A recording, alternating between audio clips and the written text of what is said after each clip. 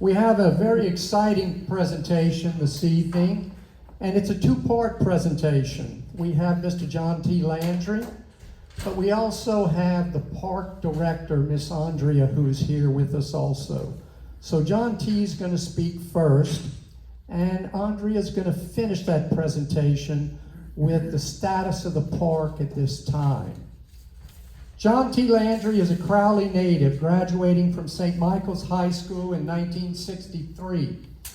While attending UL, he met, dated, and later married Sandra Lee Broussard of Abbeville. We're happy to have Sandra here.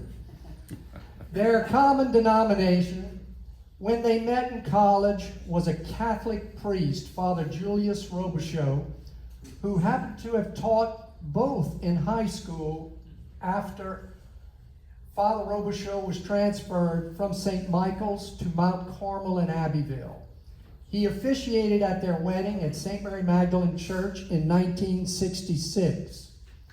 John T.'s father-in-law, young Broussard, who was an Abbeville civic leader, former chamber president, and mayor of Abbeville, encouraged John T. to come work with him in his automobile dealership and eventually take over his business, Broussard Pontiac Buick GMC.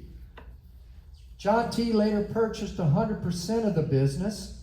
In 1986, John T. received the Louisiana Automobile Dealer Association Dealer of the Year Award for the parishes of Lafayette, Vermilion, and St. Martin parishes. Some 25 years later, in 1991, John T. sold his business and franchises when the old post-World War II dealership facility became unsuitable for use as a modern dealership. In 2009, General Motors discontinued making Pontiac automobiles altogether, and today there is no Buick or GMC truck dealer in Abbeville or Vermilion Parish. In life, timing is everything. John T. was very active in Abbeville's civic life, having served as past president of the Abbeville Kiwanis Club and Abbeville Chamber of Commerce. He also served on the boards of Abbeville's First National Bank, First Commercial Bank of Franklin, as well as Hibernia National Bank. He's a member of the American Legion and the Marine Corps League. After selling his business in 1991, having just completed a successful term as president of the UL Alumni Association a year earlier, UL's then president, Dr. Ray Audemont, hired John T.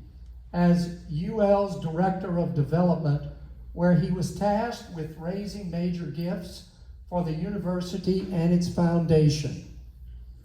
When both John T. and Dr. Audemont retired in 2008, the university gifted assets had risen from 19 million to over 130 million, thanks to hundreds of generous donors. In 1972, Governor Edwin Edwards appointed John T. to serve as a member of the Louisiana State Parks Commission, on which he served with no compensation for 34 years. In tonight's program, John T. will give us the political backstory as to how this beautiful 1,300-acre gem in Vermilion Parish came to be. Please join me with a round of applause for our speaker tonight, John T. Landry.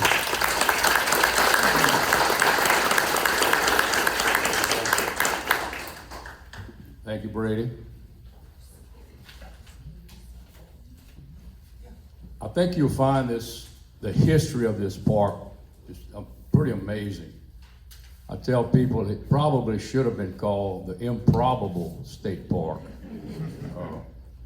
You've heard the expression, build it and they will come. Well, this is more like dream it and it can happen. We're going to talk about the history, which of course involved the governor in 1972. There was a campaign leadership team. Revis Sermon was the chairman of his campaign. Today, Gene Sellers is the political guru, but back then it was Revis. And Charles Broussard, the Flying J Ranch, Judge Marcus Broussard Jr., believe it or not, was a Democrat back then, Charlie Saunier and myself. Basically what happened is they were having a big to-do at Como Park, and I had worked, I put signs in the rice fields for Edwin Edwards. I'm a Crowley boy. When he ran in '72, I said, well, I'm gonna support my hometown boy. And of course, everybody was a Democrat back then. And so I got involved. And so at this big celebration at Como Park, Revis and Charles Broussard and Buddy Broussard and Charlie and Governor Edwards were up on the stage, and the crowd was there and the cameras were getting ready. And Edwin looks down at me, he says, "Get up here." You know, I'm 27 years old. Okay, I'll get up there. And that picture kind of cemented in some people's perception that I was part of this leadership team. We became what some people thought were the go-to guys. So I put down game wardens. At my dealership, literally there was sometimes there were 2 or 3 people in my showroom waiting to talk to me because they thought we had some influence with the governor. But the 2 jobs that most people sought were game wardens for men. Some guy wanted his son to be a game warden. And women wanted to be on the cosmetology board. I'd never heard of the cosmetology board, but it was consistent. So here we are on that stage, much younger, in 1972. The only one missing there was Charles Broussard Rose, the Flying J Ranch. We've changed quite a bit. So after the election, to the victor goes the spoils. So we get in Revis's plane, we fly out of Baton Rouge, and we go to the Prince Murat. I want to say it was a motel. I don't think it was a hotel, because it was a big, my recollection, it was a big open plaza. And Edwin was sequestered in a little office, not that big. And Ann Davenport was his go-to lady. She's probably the only person who could speak for Edwin Edwards. And Shelley Bachok was his campaign manager. So there were the 3 of them in there. So we walk in there, and Revis is the spokesman. And they had a list of legal appointments, commissions, and stuff like that. So they start going down the list. They wanted Lee Pierce. He worked at Riviana Food. Most of these people I'm talking about have been dead. I'm old. They wanted Lee Pierce. Revis said, I would like for Lee Pierce to be on the warehouse commission. And then I can still see Ann Davenport. It's like God and St. Peter, and she's got this book this thick, and I got it figured out. She's flipping to the warehouse commission, and she's got her pen in her hand. So Edwin asked Revis, "Who's on the commission now?" He said, "Sally Weil Lumber, I guess." "Did he support me?" Revis said, "No, he was for the other guy." He turns to Ann Davenport and he says, "Scratch Weil, put Pierce." I'm thinking, wow. I mean, I'll never forget that. So they go down this list. Charlie Saunier, he's not here so I can talk about it. He wanted to be the attorney to assist the inheritance tax collector. And as I recall, Edwin said, okay. So they had a list of all. Of course, Revis got chairman of the mineral board, which didn't hurt his chemical business. But so we go down this whole list, and at the end, like I said, I'm just a spectator. Charles Broussard, Flying J Ranch, says, "Governor, we'd like John T. to be on the Louisiana Wildlife and Fisheries Commission."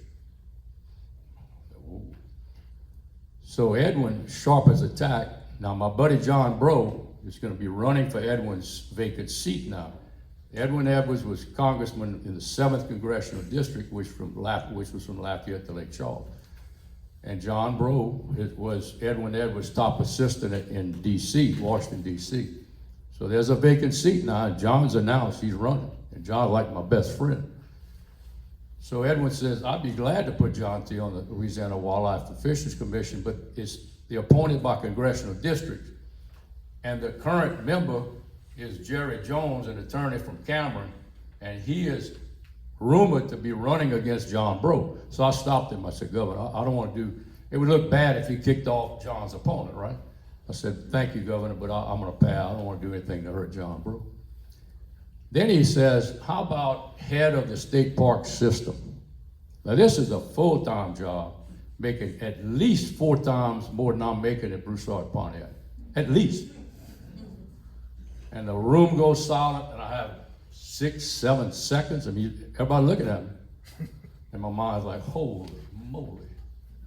And I said, no, Governor. I said, I'm in the process of buying out my father-in-law. I'm on a track to be an automobile dealer, but I appreciate it.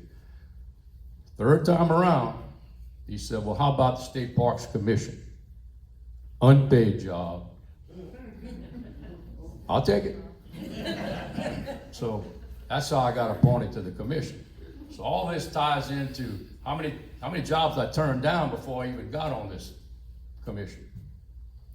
So I'm thinking I'm on this Parks Commission. We don't have a park in Vermilion Parish. So I just dreamed up this idea, and I'm thinking, you need woods to have a park. You don't want a state park in a rice field.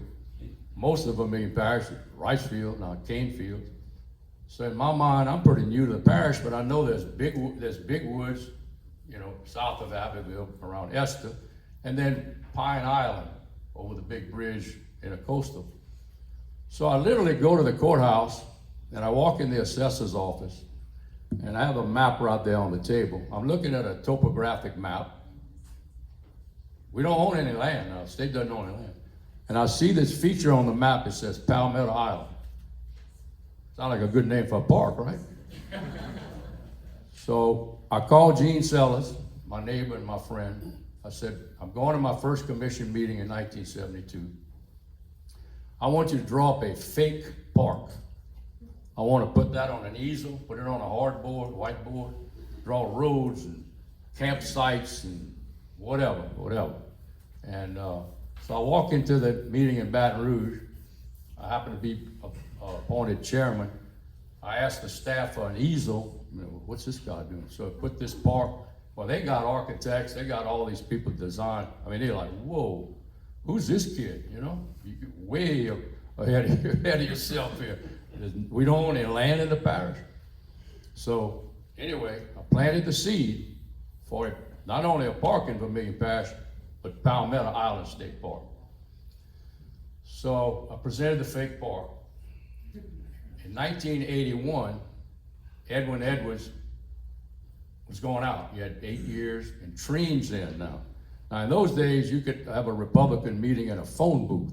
They were like John Vito's, lawyer Charles Thompson, the Blanchette guy, and maybe one more. Don't forget my Aunt Holly. Who's that? Holly. Oh yeah, and Holly, maybe 5. So Cardell Hebert is one of my best friends at the time. He's a realtor. He's where Troy Laporte's office is right now, and next door was John Vito's. And you know, John and I were friendly. So Cardell knows I'm trying to get a state park and that we have no land. He said, come to my office, I got something to tell you. He said, this guy, Richard Weiss, people asking me who we buy the land from, W-I-S-E. He owned 1,299 acres on the Vermilion River. He's dying of cancer, he wants to sell his land. And on that land, on that map, that's his land. So, but to get Treen to trust this Democrat on the Parks Commission, we had to use John Vito's to intercede that, you know, this is not a hanky-panky deal. And so John Vito's helped us convince Treen we need to buy the land. So that was 1981, and then we didn't start construction until 2002.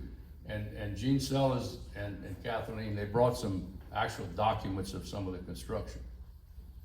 And L. Ray Schexnayder surveyed, he told me he surveyed the property out there. It's beautiful. So when I got involved with the parks system, you couldn't Google it. I must have called Baton Rouge and said, mail me some information on our parks. Well, it was obvious right off the bat, there were no parks in South Louisiana. You know why? There'd never been a governor from South Louisiana. It's that simple. So when McKithen or one of those guys thought about a park, he had a buddy in Columbia or wherever, South Parish had 200-300 acres. That's where your parks went. So I'm dealing with a fresh slate here. And there was no criteria for a park. So, you know, Jimmy Davis could have a buddy that had 15 acres that he wanted to call it a park. Well, that's not efficient from a manpower.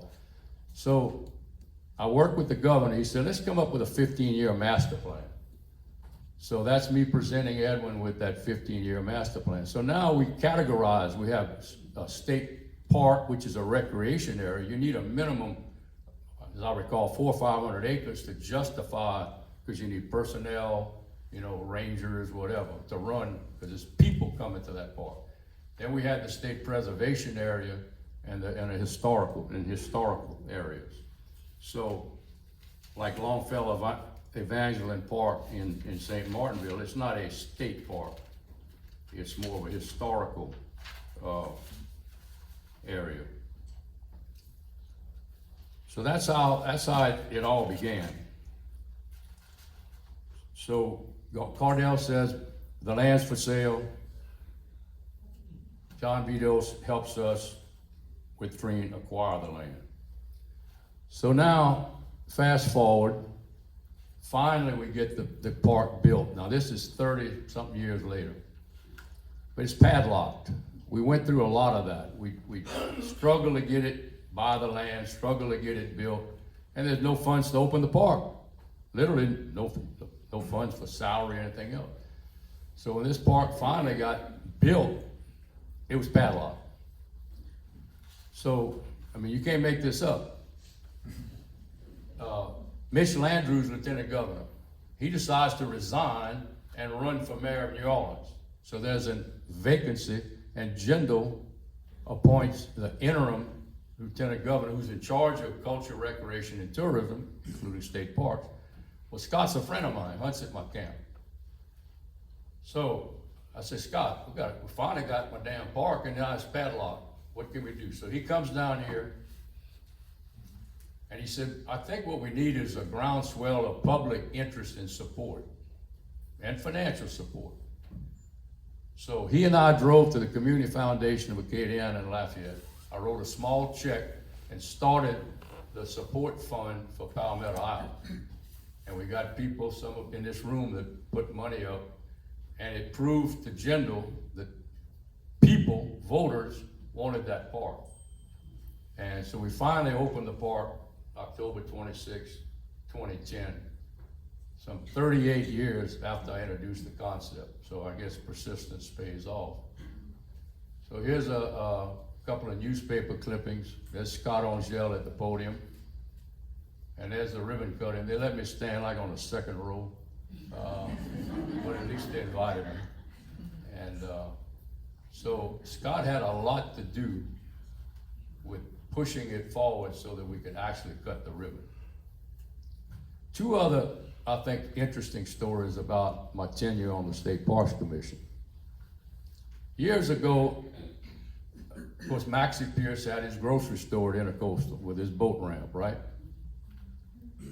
And his brother Casey had a makeshift boat launch north of him, about a mile or two north of him. Well, Casey's entering into an agreement with the Vermilion Boat Club. They own a couple of acres right across the road from Gene's camp on the river. That's some nice property. And the boat club was about to swap that beautiful 2 acres with Casey Pierce so that the boat club would have their own launch. Well, Maxie figured out, whoa, that's gonna shortstop all the traffic from the north. They're gonna stop there, and my business is gone. You know, why come further south? Maxie's launch was a little better, but not a hell of a lot better. So Purvis Monso is my sales manager. He's on the school board. He's tight with Maxie. So this little delegation comes and locks the door, and they said, Maxie says he'll give his land to the state to develop a nice boat launch. Really? So I called my buddy John Bro. He had created the Bro-Wallop Act, which a lot of funds just for that. You can't make this up, folks. So the only one lost on this deal, well, the only one lost, I guess, is Casey. The boat club got to keep their beautiful land. Maxie got a nice, he donated his land to get a nice launch by his store. And we got the federal government to pay for it. So that's when we were breaking ground, me and John Breaux and the late Senator James Fontenot. So I thought that might be of interest. See if I can go back here. Another brainstorm thought I had. I have a camp at Pecan Island, and I don't know how many of you know, but there was no road to Pecan Island until 1953. And they dug that road from Little Prairie to Pecan Island with what's called borrow pits. So all the road was made by digging those two canals on each side, but it's a very narrow road. And it's against the law to park on the highway, and it's dangerous. There's no room. So, you know, people that don't own boats, a lot of people can't afford a boat. They have no place to park to fish. You know, they either risk getting killed or ticketed or both. So I just came up with this idea, we need some fishing piers on the Pecan Island Highway. I think Gene and I went out there with, just arbitrarily, I picked 4 spots with a flag, boom, boom, boom, boom. Actually, we were gonna do 2 on each side, but the power line's on the left. You still see fishing line up there, but, so they said no. Somebody said, no, you need to put them on the right side.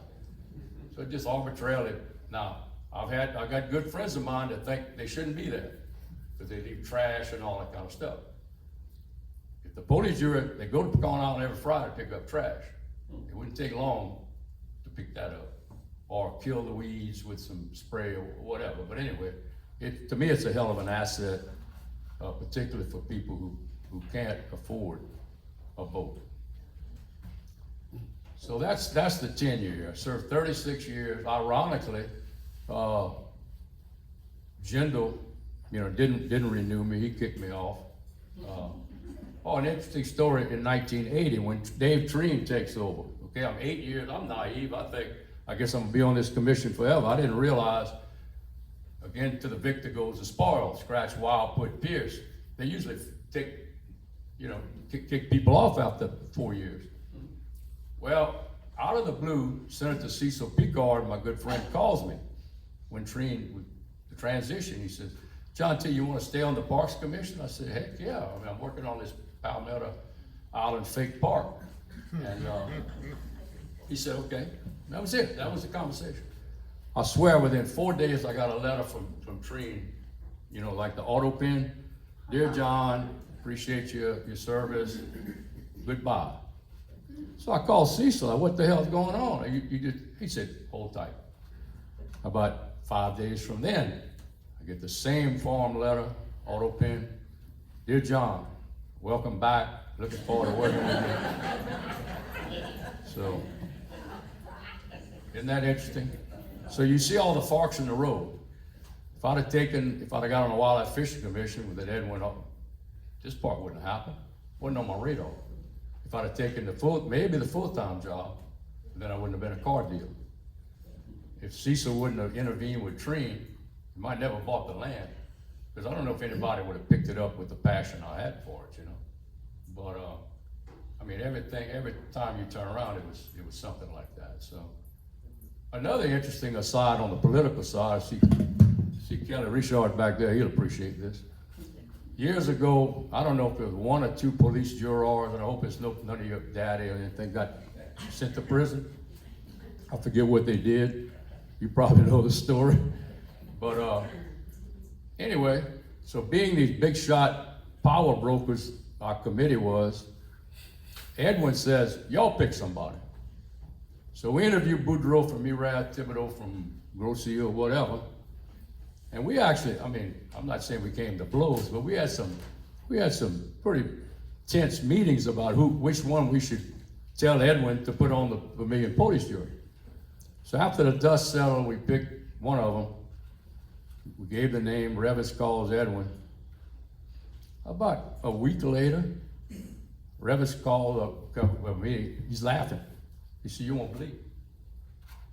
He didn't pick either one of them. He picked LeBlanc from Kaplan. You know why? Because Representative Warren Simon, Edwin needed his vote in the legislature. And Warren wanted so-and-so, and so he picked him. Show you what kind of power we really had. So, anyway, that's kind of the story, and I'm sticking to it. John T., I have a few details about the years that it took to build the park and the price, if you want me to share that. Okay, why don't we let Andrea do her program, and then we'll open it up for any questions about how it was built, and all that sort of thing. Thank you.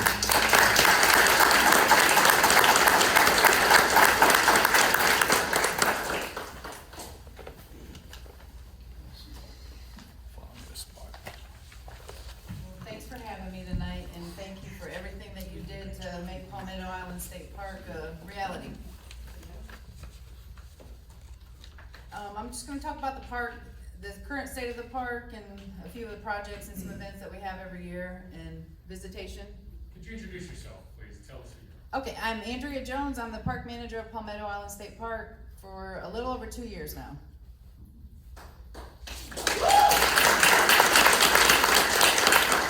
That's where you're from, Andrea, and how you got that job. So I am from originally in Michigan. In 2001, I moved to South Louisiana and went to Nichols State University. And then I couldn't leave, so I've been here ever since. And you are the first, second, third, fourth, fifth I'm manager? the second manager. Thank you. The first manager was Marcel Guidry, and she is from Abbeville, so. Right. So it really is the People's Park, and it still is. The park is, I would say, 90% of visitation comes from the people of this area. Lafayette, New Iberia Parish also, but mostly this area. Now, in the winter months, we do get a lot of people from all over the place. Snowbirds, we call them. They come for our milder climate. So they come back year after year. They tell people about it, and they give this area a lot of good business. So we appreciate the about 10% of visitation that we get from other areas of the country. So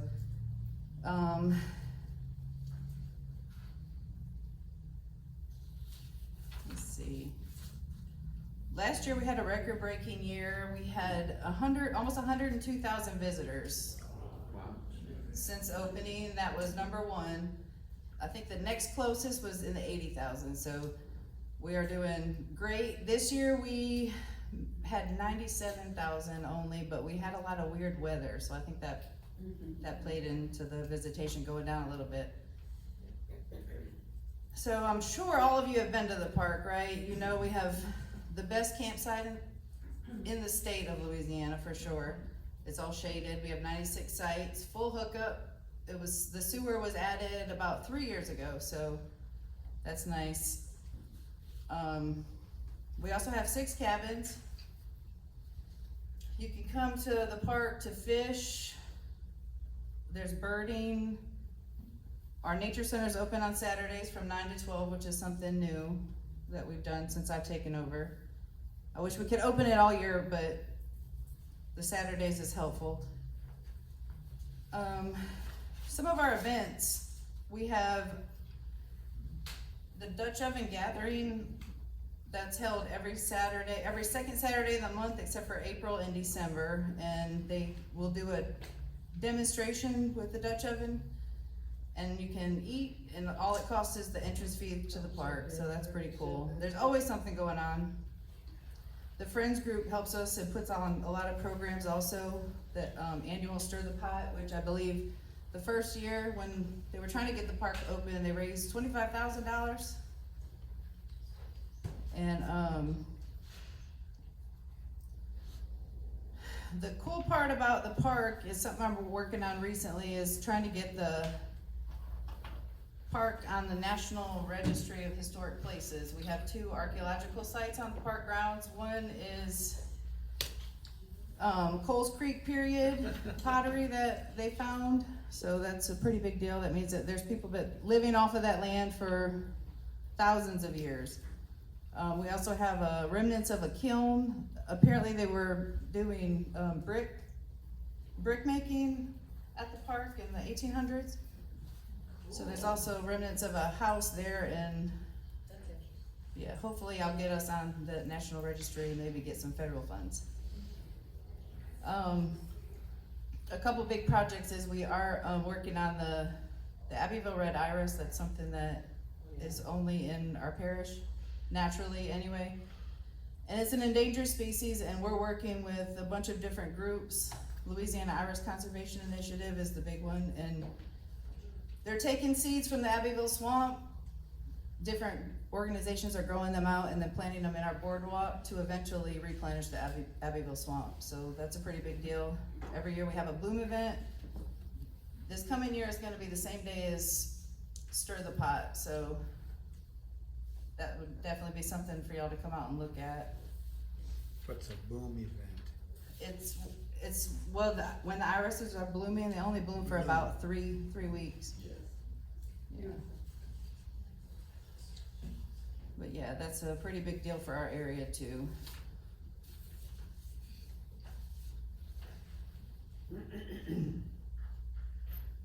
Yeah, I think that's about it. Any questions for Andrea? I think your storybook trail was a really good addition for children.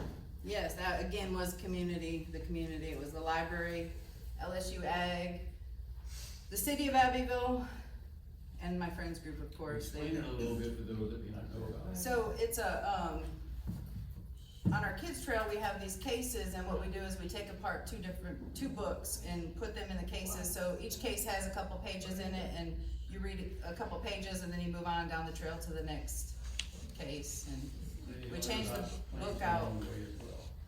I'm sorry?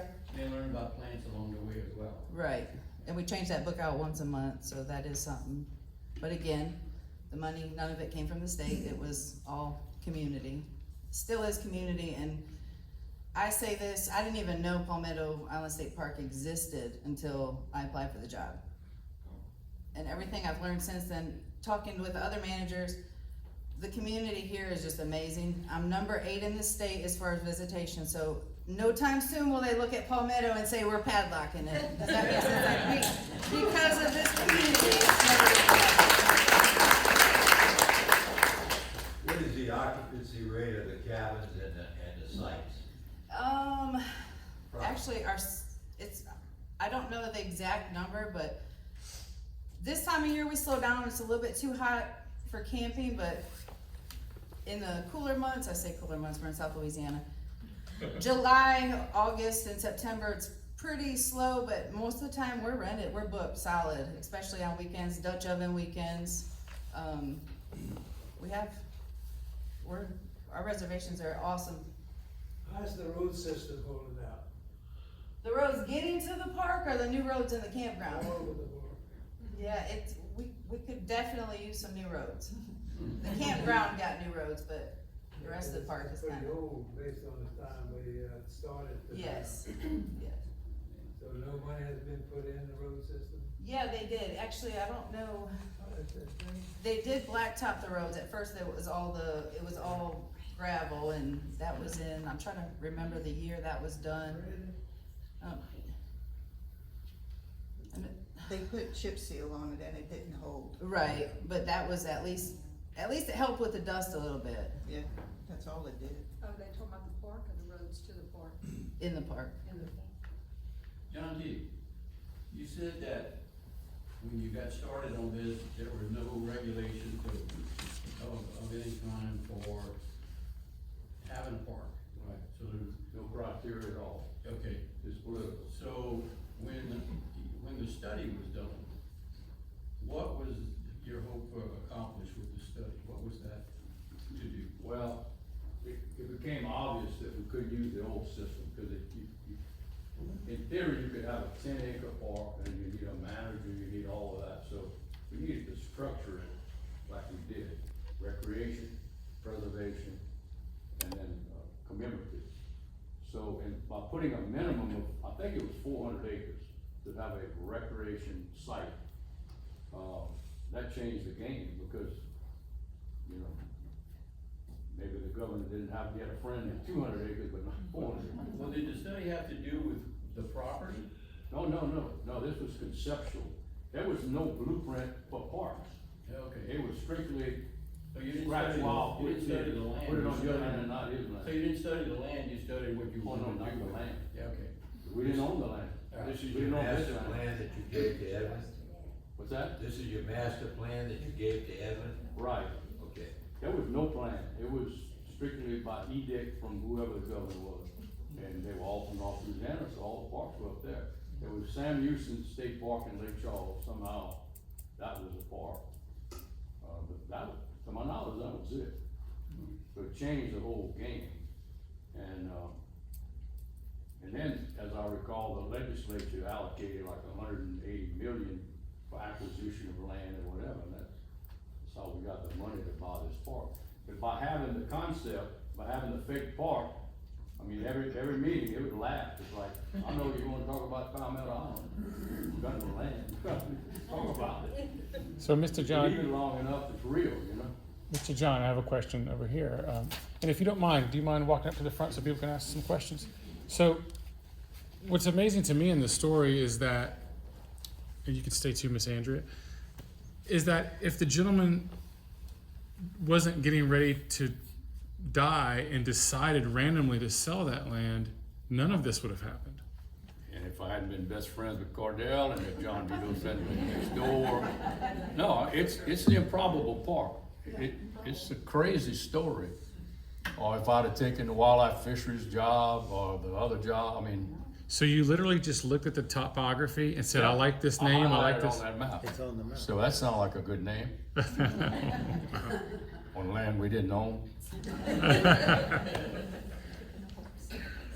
Let me give y'all some of these details.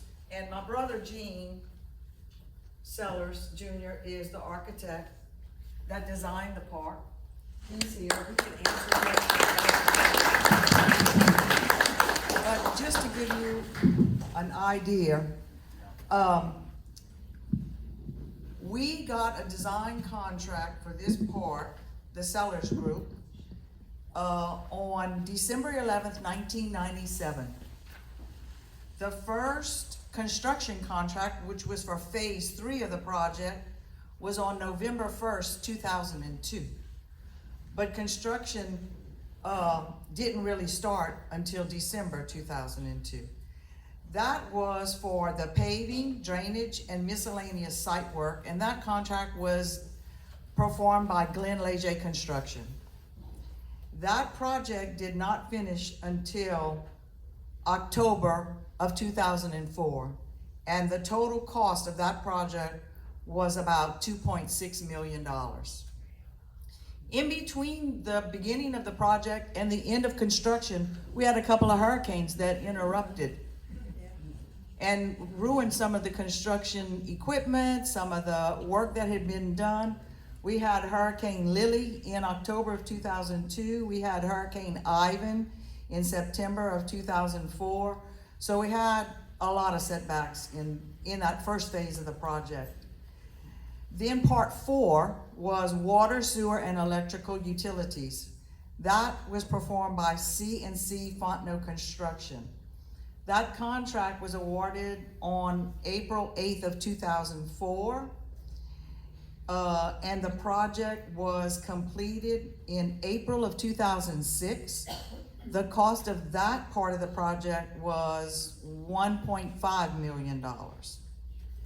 Then finally, in February of 2008, the construction contract for the building and landscape was awarded to Petron LLC. That project took until January 24th, 2010 was when that project was accepted as complete. And the total cost on that project was $7.5 million.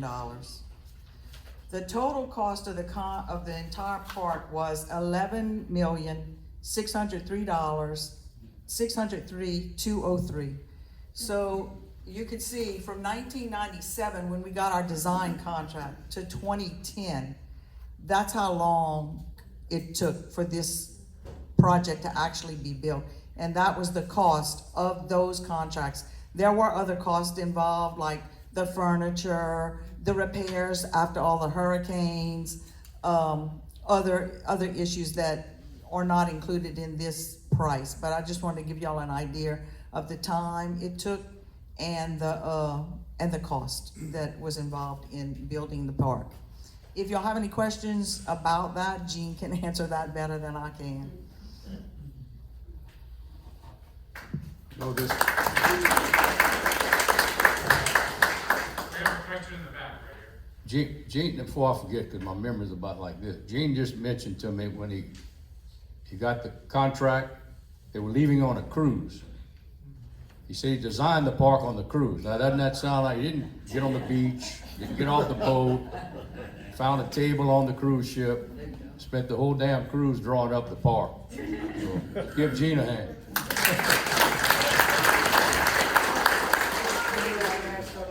I was wondering why you took me on that cruise. I'm asked a lot of time, how did you do to work so long? I retired at 60 years in my own business and 7 years before that in an apprenticeship with another company, so I worked as an engineer for 67 years. And the reason, it took us 23 years to do this. Another big job we did, we established the line between Iberia and Vermilion, and between Lafayette and Vermilion, and from the time we started, with Paul's help, it took 40 years to do that project. So there's my 60 years. No, I'm kidding, I did other stuff. Question? I have a question for the park manager. Are you still having the monthly Friends meetings? Yes, that's When do they meet? the last Tuesday of the month. Here? Here or where? They've moved the meetings to the park. Most of them are gonna be at the park. I think we were at the library, but I think we've changed that Changed it to the yeah. The last Tuesday? Last Tuesday of the month, and it's at 6 o'clock. Okay, thank you. Andrea, you mentioned that the park was 8th in total attendance. Can you, to put that in perspective, can you tell us how many state parks we have and also the size? Is Palmetto Island the largest acreage wise, or how does Palmetto Island Use the fit? microphone. So Palmetto Island, there's quite a few that are bigger. Chico is huge. I don't know the acreage on that, and Lake Fosse is also bigger than us. Boca Chica, which is the park that opened in 2010 with us, they just acquired more acreage, so they are definitely bigger too. There's a lot that are smaller, but yeah, I think we're probably, I would say in the top 5 with acreage.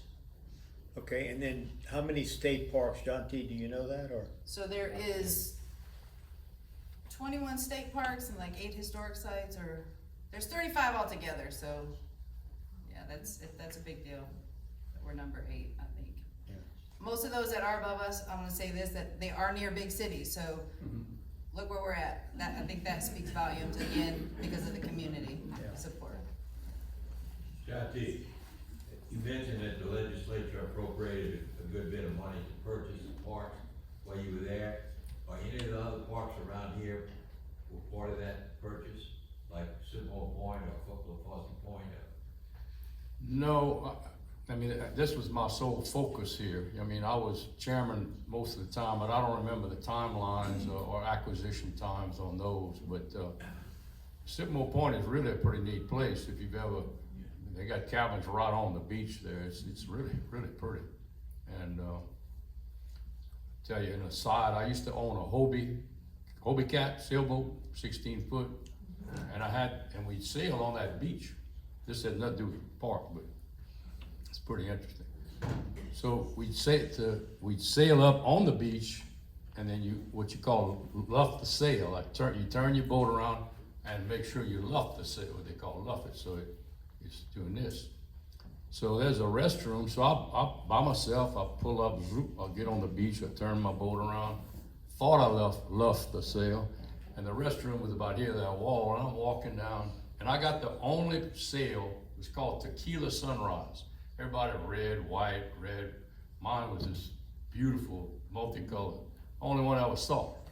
So I'm walking towards the restroom, and I look to my right, and I see this sailboat going.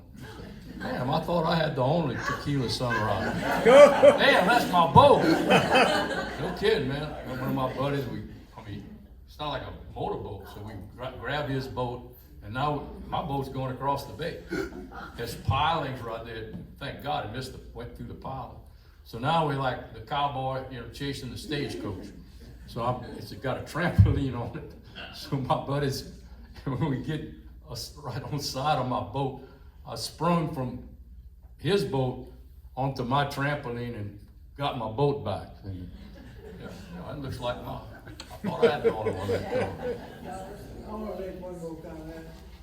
To tell you how tough a job he had to get this park built, accepted and built.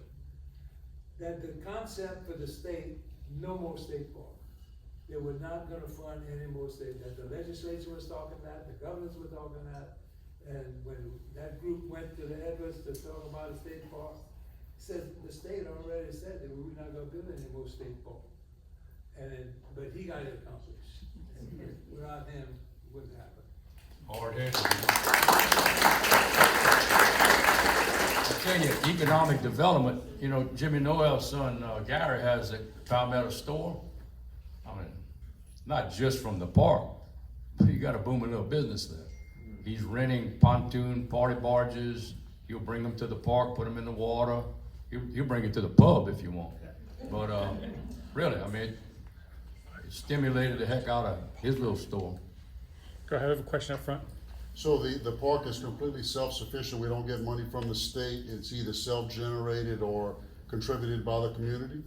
Oh, no, you have a budget. So there aren't any parks that are self-sufficient.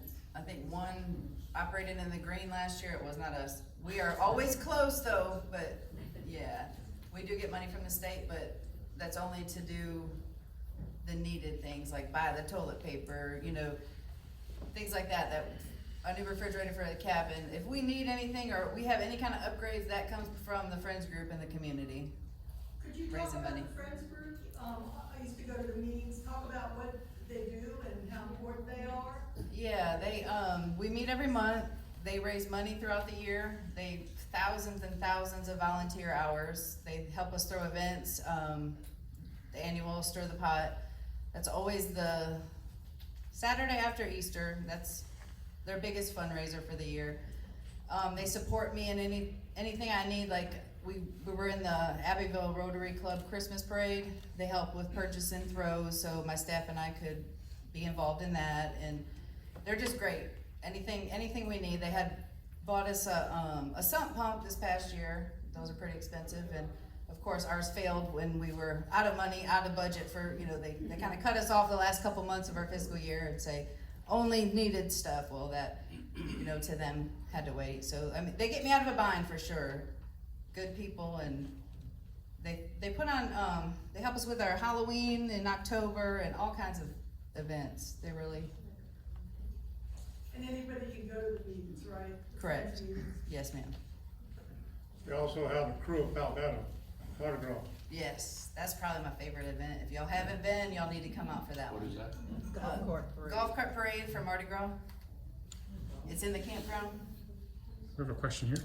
John T, it's a question for John T. The Mr., you call him Weiss. Weiss, W-I-S-E. My Aunt Holly always said that was the Solomon Wise building, which Right, I believe it's maybe Black's or one of the buildings downtown. Obviously a descendant of Solomon Weiss. Probably. Might be a good historical society presentation for someone. Absolutely. Noted. Have a question, a minute back. How many employees at the park? Currently with myself, there's 14. So, yep. Are you understaffed or right at staff? Compared to other people with visitation, I would say I'm a little bit understaffed, but I've heard the park has ran on as little as 6. So if you go by that, then I'm overstaffed. I have 2 open part-time positions right now, so. Of the 14, how many are full and versus part-time? There is 7 full-time. What are the part-time positions? They work 24 hours a week, just doing everything. Like I said, our nature center's open, so part of your job might be cleaning restrooms, running the nature center, collecting fees when people come in, answering phones, cutting grass. We all do everything, so. The, camp hosts are a big help too. for you. Yes. Yep. We got 3 camp host positions over there. Can you tell us what a camp host is? So they work 24 hours a week for their site, so they get to live there, and they give us labor for 24 hours a week, and we give them a site. But a lot of times they work a lot more than the 24 hours, and we have some really good ones right now, so. Tell y'all another little humorous story. One second, because I'll forget it. Russell Gary's men's store.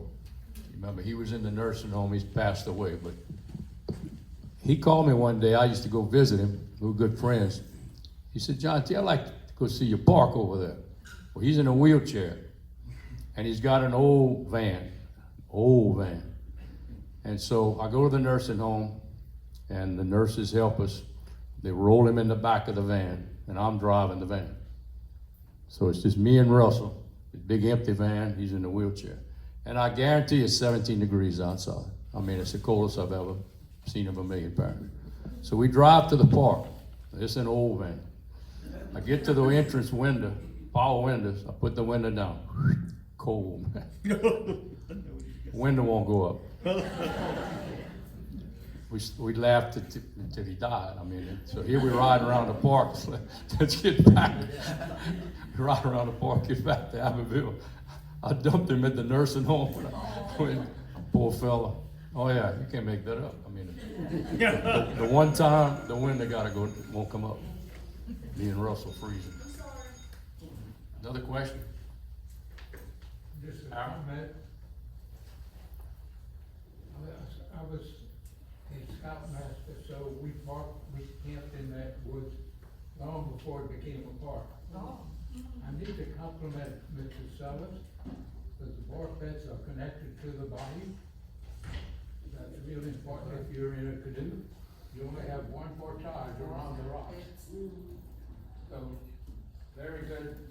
And I need to mention that LSU in 1949 did a study of the Vermilion as the westernmost tract of the Mississippi. And it left 2 big oxbows behind. One is Cypress Island, and the other is the Big Woods.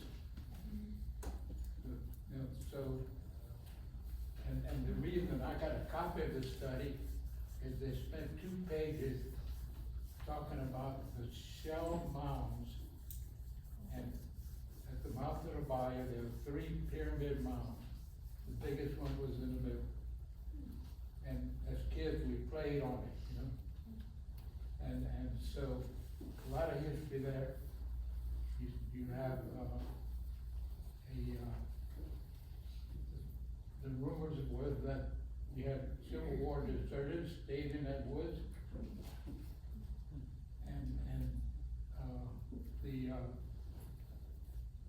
So 60,000 years ago, the Vermilion out there was the Mississippi. I think Harold's a consummate outdoorsman. I think he and Davy Crockett used to play out there. Jim Bowie. All right. Any more If there's no other questions, please show your appreciation to these 2 speakers.